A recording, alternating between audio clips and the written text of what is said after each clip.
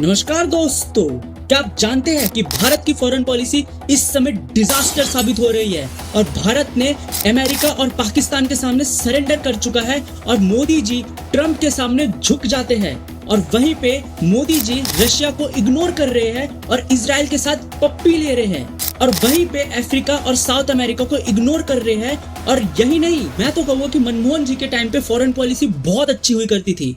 तो आइए जानते हैं सच क्या है।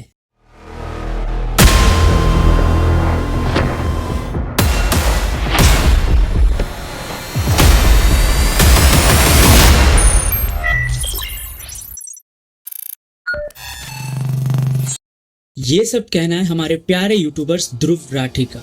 हर क्लेम को तोड़ के देखेंगे विथ फैक्ट्स एंड डेटा और समझदारी के साथ। और हाँ, अगर मेरी वीडियो सही लगे तो उस वीडियो के कमेंट सेक्शन में सवाल जरूर पूछना। तो चलिए शुरू करते हैं। पहला क्लेम, हम यूएसए के अंडर सरप्रेस होके काम करते हैं, स्पेशली डोनाल्ड ट्रम्प के आने के बाद। 2013-14 में इंडिया का टोटल एक्सपोर्ट टू यूएसए था अप्रॉक्स $39 बिलियन और 2023 तक ये डबल होकर $78 बिलियन हो गया। इंपोर्ट इंक्रीज हुआ $21 बिलियन से, लेकिन कंट्रोल्ड तरीके से अप्रॉक्स $54 बिलियन, यानी ट्रेड सरप्लस में हम हैं। ये किस पपेट को मिलता है भाई? क्या कोई याद है जब यूएसए ने रशिया से S-400 लेने पे सैंक्शंस का धमकी दिया था? इंडिया ने उस धमकी को इग्नोर करके डील कंप्लीट की। यूएसए का प्रेशर था कि इंडिया F-35 ले, लेकिन इंडिया ने क्लियरली प्रेफर किया राफेल फ्रांस से और Su-57 रशिया से। और जब रशिया यूक्रेन वॉर हुआ, यूएसए और यूरोप ने इंडिया को कहा कि रशिया से तेल मत लो, लेकिन इंडिया ने बोला हमारा देश पहले है और रशियन ऑयल खरीदा, उससे रिफाइन होकर के फिर वही ऑयल एक्सपोर्ट किया यूरोप को। तो ये कहना कि हम यूएसए के पपेट बन गए, ये बिल्कुल गलत है।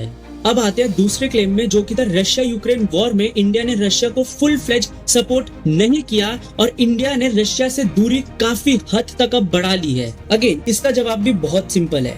जब फरवरी 2022 में रशिया ने यूक्रेन पे हमला किया, पूरी दुनिया पोलराइज्ड हो गई। यूएसए और यूरोप ने रशिया को गंदी तरह से कंडेम किया और प्रेशर था कि भारत भी रशिया के खिलाफ स्टेटमेंट दे, पर इंडिया ने एक मैच्योर स्टांस लिया। पीएम मोदी का कहना था कि this is not the era of war. India ने 22,000 से भी ज्यादा स्टूडेंट्स को सेफली इवैक्यूएट किया अंडर ऑपरेशन गंगा। रशिया और यूक्रेन दोनों से बात करके सीज फायर जोन्स बनवाए गए सिर्फ इंडियन स्टूडेंट्स के इवैक्यूएशन के लिए। रशिया और यूक्रेन दोनों ने पीएम मोदी से पर्सनली कांटेक्ट किया। यूक्रेन के प्रेसिडेंट वोलोदिमीर ज़ेलेंस्की ने कहा था कि PM Modi can help in establishing peace. ये सिर्फ एक ग्लोबल ट्रस्ट का साइन नहीं है, ये प्रूफ है कि इंडिया न्यूट्रल है और इन्फ्लुएंस भी रखता है। और जब वेस्ट ने सैंक्शंस की धमकी दी, इंडिया ने रशियन क्रूड इंपोर्ट किया और उसे रिफाइन करके उसको वेस्ट में ही बेच दिया। ये बिजनेस भी है और डिप्लोमेसी भी। अब बात करते हैं तीसरे क्लेम पे। तीसरे क्लेम में इस बंदे के अनुसार इंडिया ने पाकिस्तान और अमेरिका के सामने सरेंडर कर दिया। ये इतना बेहुदा क्लेम है। अब इसको चेक करते हैं फैक्ट के साथ। मैं याद दिलाना चाहूंगा 2008 मुंबई अटैक के बाद क्या हुआ। डोसाइल्स गए और उसके बाद नो मिलिट्री रिस्पॉन्स। लेकिन 2016 में उरी अटैक के बाद इंडिया ने पाकिस्तान ऑक्युपाइड कश्मीर में घुस के सर्जिकल स्ट्राइक किया और ये पहली बार था जब भारत ने मिलिट्री लाइन क्रॉस किया इंटरनेशनल प्रेशर के बावजूद। 2019 में पुलवामा अटैक के बाद बालाकोट एयर स्ट्राइक हुई। इंडियन एयरफोर्स ने डायरेक्ट टेररिस्ट कैंप टारगेट किए। आज सिचुएशन क्या है? ऑपरेशन सिंदूर के दौरान पाकिस्तान खुद सीजफायर की रिक्वेस्ट करता है और ये पाकिस्तान के मिनिस्टर अब खुद कह रहे हैं और इंडियन आर्मी ने क्लियर बोला अगर कोई भी टेररिस्ट एक्टिविटी हुई तो फिर से रिस्पॉन्स मिलेगा और उससे भी खतरनाक मिलेगा। और क्या इंडिया यूएसए के प्रेशर में आया और पाकिस्तान को लेकर? बिल्कुल नहीं। जब डोनाल्ड ट्रम्प ने बोला कि वो इंडिया पाकिस्तान के बीच में मीडिएशन कर रहे हैं तो इंडिया ने तुरंत कहा नो थर्ड पार्टी इंटरफेरेंस। और बाद में अगर आप डोनाल्ड ट्रम्प की टोन भी देखोगे, उन्होंने बाद में धीरे धीरे उस चीज को ये कहा कि हाँ मैंने बस बात करी थी और ज्यादा कुछ नहीं, लेकिन इंडिया और पाकिस्तान ने खुद सॉर्ट आउट कर लिया। I don't want to say I did, but I sure as hell helped settle the problem between Pakistan and India last week. चौथा क्लेम, हम चाइना के सामने बहुत दबे रहते हैं और कुछ बोल नहीं पाते। So let me provide you with the fact. देखो, ये सच बात है कि चाइना के साथ भारत के रिलेशन हमेशा कॉम्प्लेक्स रहे हैं। अक्सर चीन और अरुणाचल प्रदेश के ऊपर डिस्प्यूट बहुत सालों से चला आ रहा है, लेकिन पिछले कुछ सालों में चाइना का एग्रेशन काफी हद तक बढ़ चुका है। गलवान क्लैश 2020 इसका सबसे बड़ा एग्जाम्पल है। लेकिन क्या सिर्फ हम चुप बैठे हैं? बिल्कुल नहीं। और ये इसका सबूत है कि गलवान के बाद से भारत ने बॉर्डर इंफ्रास्ट्रक्चर मैसिवली इंप्रूव किया है। बीआरओ ने 2023 में रिकॉर्ड 12,000 से भी ज्यादा किलोमीटर रोड बनाए बॉर्डर एरियाज में। अरुणाचल प्रदेश में फास्ट ट्रैक प्रोजेक्ट चल रहे हैं। डिफेंस बजट में 13% हाइक हुआ है। एक और एक्विजिशन है कि हम चाइना को ज्यादा एक्सपोर्ट नहीं कर पाते हैं और चाइना से ज्यादा इंपोर्ट करते हैं, तो क्या हम चाइना के हाथ में खेल रहे हैं? बिल्कुल नहीं। चाइना से 2022-23 में इंपोर्ट था $101 बिलियन के करीब, लेकिन इंडिया ने काउंटर मेजर्स भी लगाए। 59 चाइनीज ऐप बैन किए गए। चाइनीज इन्वेस्टमेंट पर सिक्योरिटी बढ़ा दी। एप्पल, सैमसंग जैसे ब्रांड को इंडिया में प्रोडक्शन शिफ्ट करने के लिए पॉलिसी लगाया गया। और सबसे इम्पोर्टेंट, डोकलाम क्राइसिस 2017 में भूटान के सपोर्ट में भारत खड़ा रहा। ये प्रूफ है कि रीजनल रिस्पॉन्सिबिलिटी भी निभाई जा रही है। अगेन मैं मानता हूँ इतना सब कुछ इंडिया के करने के बावजूद भी चाइना और तेजी से अपना एग्रेशन दिखा रहा है अरुणाचल प्रदेश में और ओवरऑल इंडियन बॉर्डर के पास। लेकिन ये कहना कि हम चुप्पी साधे हुए हैं, ये बिल्कुल गलत है। अगला पॉइंट में ध्रुव भाई का कहना है कि डोनाल्ड ट्रंप और मोदी काफी अच्छे दोस्त रहे हैं, इसलिए मोदी हमेशा डोनाल्ड ट्रंप की ही सुनता है। तो आइए जानते हैं असली कहानी क्या है। डोनाल्ड ट्रंप के वक्त इंडिया यूएसए रिलेशन एक नए लेवल पे गया। हाउडी मोदी इवेंट ह्यूस्टन में 2019 में हुआ था, जिसमें ट्रंप ने पीएम मोदी के साथ स्टेज शेयर किया। एक मैसेज था दुनिया के लिए कि इंडिया और यूएस क्लोज पार्टनर्स है। लेकिन ट्रंप ने 2019 में कश्मीर इशू पे मीडिएशन की बात की थी, लेकिन इंडिया ने इमीडिएटली मना कर दिया कि कोई भी थर्ड पार्टी इंटरफेरेंस भारत नहीं लेगा और भारत इसको खुद सॉल्व करेगा पाकिस्तान के साथ, और अगर कोई भी बात होगी तो पाकिस्तान के साथ ही होगी। ट्रंप ने बाद में अपना स्टेटमेंट वापस भी लिया। ये बताता है कि इंडिया ने तब भी अपना स्टांस फर्म रखा। अब बाइडेन के टाइम पे भी इंडिया ने रशियन ऑयल इंपोर्ट पे प्रेशर को रेजिस्ट किया। ये कॉन्टिन्यूटी है भाई। गवर्नमेंट कोई भी हो, इंडिया की फॉरेन पॉलिसी सॉवरन है। चौथा क्लेम इन भाई साहब का ये है कि इजराइल पैलेस्टीन कॉन्फ्लिक्ट में भारत ने इजराइल के साथ फुल सपोर्ट दिया और उनके सामने गले मिल गए, और पैलेस्तीन में जो भी हुआ उन सबको भारत ने निग्लेक्ट कर दिया। तो क्या ये सच है? बिल्कुल नहीं। देखो, अक्टूबर 7, 2023 में हमास ने इजराइल पे टेरर अटैक किया। इंडिया ने इसे clearly and officially act of terror बोला, लेकिन साथ ही इंडिया ने गाजा सिविलियंस के खिलाफ इजराइल के एक्सेसिव फोर्स को भी क्रिटिसाइज किया। यूएन वोट में इंडिया ने ना इजराइल का फेवर लिया और ना पैलेस्टीन का फेवर लिया। इंडिया ने किया एब्स्टेन, जिसका मतलब है neutral stance with humanitarian concern. Israel तो इंडिया से ये भी चाह रहा था कि हमास को इंडिया एक ऑफिशियली टेररिस्ट ऑर्गेनाइजेशन डिक्लेयर करे, लेकिन अगर इंडिया इजराइल का इतना अच्छा दोस्त है तो इंडिया ने ऐसा क्यों नहीं किया? पता है क्यों नहीं किया? क्योंकि जब 2019 में इंडिया पे अटैक हुआ और जिस टेररिस्ट ऑर्गेनाइजेशन ने हमला किया, इंडिया सभी अपने फेवरेट फ्रेंड्स के साथ ये उम्मीद करके बैठा था कि वो लोग भी इसको एक टेररिस्ट ऑर्गेनाइजेशन डिक्लेयर करेंगे, लेकिन इजराइल ने ऐसा नहीं किया। लेकिन जब हमास ने इजराइल पे अटैक किया तो तुरंत इजराइल ने उसको एक टेरर अटैक और टेररिस्ट ऑर्गेनाइजेशन डिक्लेयर किया।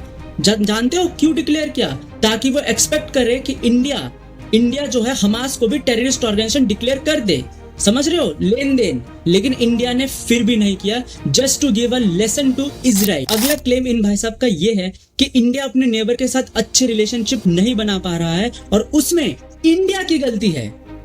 Now check the fact. देखो, मैं एक नेबर कंट्रीज को डीपली एक्सप्लेन करूंगा उनका रिलेशन इंडिया के साथ। सबसे पहले बात करते हैं नेपाल की। तो इंडिया और नेपाल के संबंध हमेशा से क्लोज रहे हैं, लेकिन 2020 में नेपाल ने एक नया पॉलिटिकल मैप रिलीज किया जिसमें इंडियन टेरिटरीज जैसे कालापानी, लिपुलेख, लिप्याधुरा दिखाए गए। इसके तुरंत बाद इंडिया ने इकोनॉमिक और डिप्लोमेटिक लेवल पे प्रेशर बनाया, जिसके कारण नेपाल ने भी थोड़ा सोचा और ये सब बंद किया। और उसके बाद रोड्स और बॉर्डर प्रोजेक्ट स्पीड अप हुए। अब टाइज भी ग्रेजुअली नॉर्मलाइज हो रहे हैं, बट इंडिया ने क्लियर सिग्नल दिया कि टेरिटोरियल सॉवरेनिटी पे कोई कॉम्प्रोमाइज नहीं होगा। अब बात करते हैं बांग्लादेश की। देखो, बांग्लादेश में शेख हसीना के अंडर टाइज इंप्रूव हुए, लेकिन इलीगल इमिग्रेशन और बॉर्डर किलिंग टेंशन क्रिएट भी हो रहे थे। मोहम्मद यूनिस के अराउंड पॉलिटिक्स ने टेम्पररी स्ट्रेन क्रिएट किया। इंडिया ने अदानी इलेक्ट्रिसिटी डील का पैसा टाइम पे ना देने पे क्लियर स्टेटमेंट दिया, पे अप और रीथिंक फ्यूचर डील्स। बॉर्डर घाट और रिवर कनेक्टिविटी पे काम चालू है, लेकिन सॉफ्ट डिप्लोमेसी के बावजूद इंडिया ने स्ट्रेटेजिक प्रेशर भी बना के रखा है। अब जब मोहम्मद यूनुस ही एंटी इंडिया प्रोपोगेंडा के साथ पावर में आया, तो इसमें इंडिया क्या करे?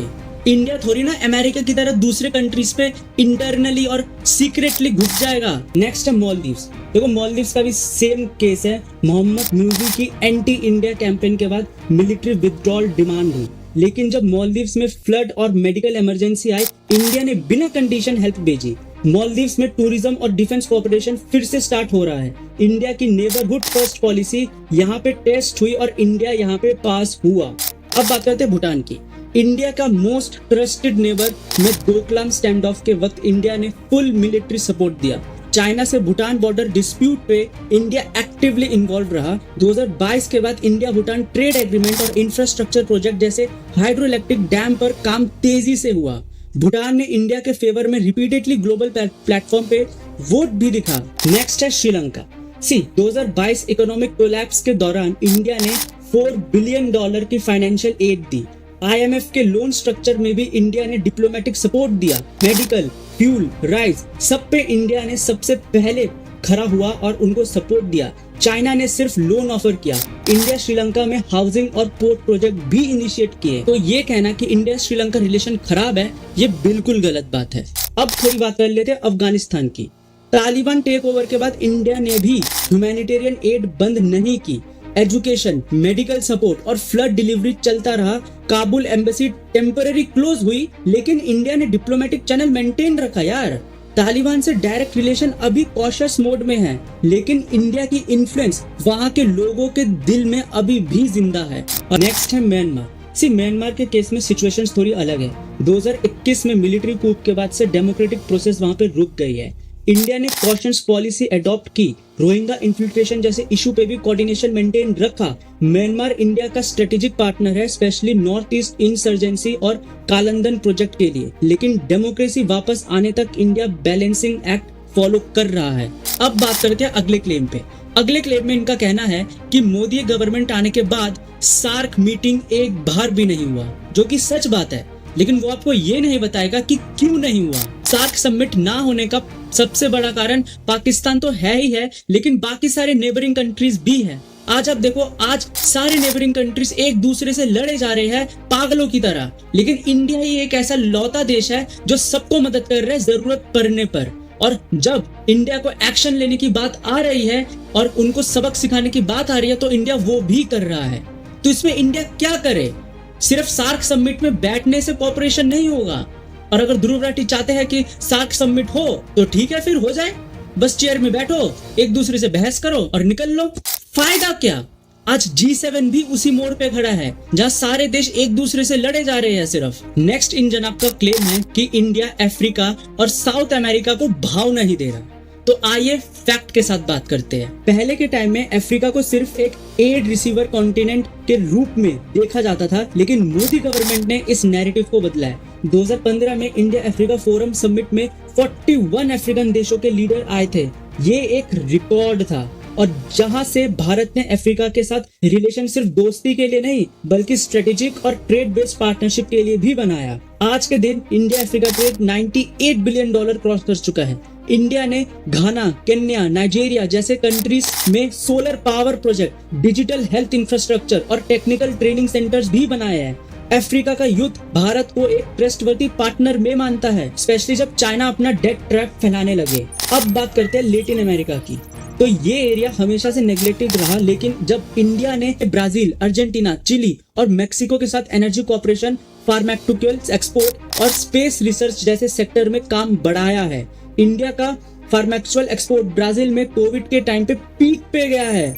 इसके अलावा इंडिया ने बायोफ्यूल और लिथियम रिजर्व्स के लिए अर्जेंटीना से भी एग्रीमेंट किया है, जो इलेक्ट्रिक व्हीकल फ्यूचर के लिए इंपॉर्टेंट है। और फैक्ट मैं आपको बताना चाहूंगा, जैसे मनमोहन सिंह जी के टाइम पे इंडिया का एक्सपोर्ट 2004 से 2014 तक कम से कम $63 बिलियन टू $314 बिलियन तक गया, लेकिन मोदी जी यानी बीजेपी के टाइम पे यही एक्सपोर्ट $314 बिलियन से सीधा $750 बिलियन को भी क्रॉस कर चुका है, और ये एक रिकॉर्ड है। या कहीं पे भी सर्च कर सकते हो। और यही नहीं, मेरे को बताओ कि कांग्रेस के टाइम पे जब भी कोई टेरर अटैक होता था तब इंडिया ने क्या किया। सबसे पहले तो ये बताओ मेरे को, कोई स्ट्रॉन्ग इनिशिएटिव लिया या नहीं लिया। लेकिन वहीं पे बीजेपी के टाइम पे इतना सारा स्ट्रॉन्ग इनिशिएटिव लिया, पुलवामा में, बालाकोट में और अभी ऑपरेशन सिंदूर में। और उस समय के टाइम पे यूएसए के प्रेशर में काम करता था इंडिया, और इसका जीता जागता सबूत है खुद मनमोहन सिंह। और आगे इसके आगे मेरे को बताने की जरूरत नहीं है इससे ज्यादा। लेकिन अगर आप इस समय का भारत देखें तो ये टोटली डिफरेंट है from the era of Manmohan Singh. लेकिन कुछ सो कॉल यूट्यूबर की तरह, मैं अंधभक्त की तरह एक ही जगह सपोर्ट नहीं करूंगा। मैं ये 100% मानता हूँ और एग्री भी करता हूँ कि मनमोहन जी के टाइम पे इंडिया का इकोनॉमी बहुत ही तेजी से ग्रो हुआ और आज उससे भी ज्यादा हो रहा है। लेकिन वो जो उससे भी ज्यादा हो रहा है उसके पीछे का कारण डॉक्टर मनमोहन सिंह जी ही थे, जिन्होंने फाइनेंशियल क्राइसिस और बैंकरप्ट होने से इंडिया को बचाया। तो आखिर ये सारी चीजें देख के क्या साबित होता है? ये सारी चीजें देख के ये साबित होता है कि हाँ, इंडिया की फॉरेन पॉलिसी एक कचरा बन चुका है इस समय बीजेपी के टाइम पे, क्योंकि हम ही तो है जिनके पीएम को रशिया और यूक्रेन दोनों रिक्वेस्ट करते हैं कि भाई आप बोलो कुछ सीजफायर हो जाए। हमारा फॉरेन पॉलिसी डिजास्टर है क्योंकि हम ही तो है जो रशिया से सस्ता ऑयल खरीद के वही ऑयल यूएसए और यूरोप को रीसेल करते हैं और उनसे प्रॉफिट भी ले लेते हैं। हमारा फॉरेन पॉलिसी डिजास्टर है क्योंकि हम ही तो है जो F-35 रिजेक्ट करके S-400 ले लेते हैं, राफेल ले लेते हैं और अपना इंडिजिनस तेजस भी बना लेते हैं। हमारा फॉरेन पॉलिसी डिजास्टर है क्योंकि हम ही है जो पाकिस्तान के ऊपर एयर स्ट्राइक करते हैं, सर्जिकल स्ट्राइक करते हैं, और जब पाकिस्तान सीज फायर के लिए चिल्लाता है तब भी ऑपरेशन बंद नहीं करते। हमारा फॉरेन पॉलिसी डिजास्टर है क्योंकि जब दुनिया चाइना के आगे झुक जाती है तब हम क्वाइटली बॉर्डर पे इंफ्रास्ट्रक्चर बनाते हैं, सिक्किम अरुणाचल तक रोड और एयरबेस की भी तैयारी करते हैं।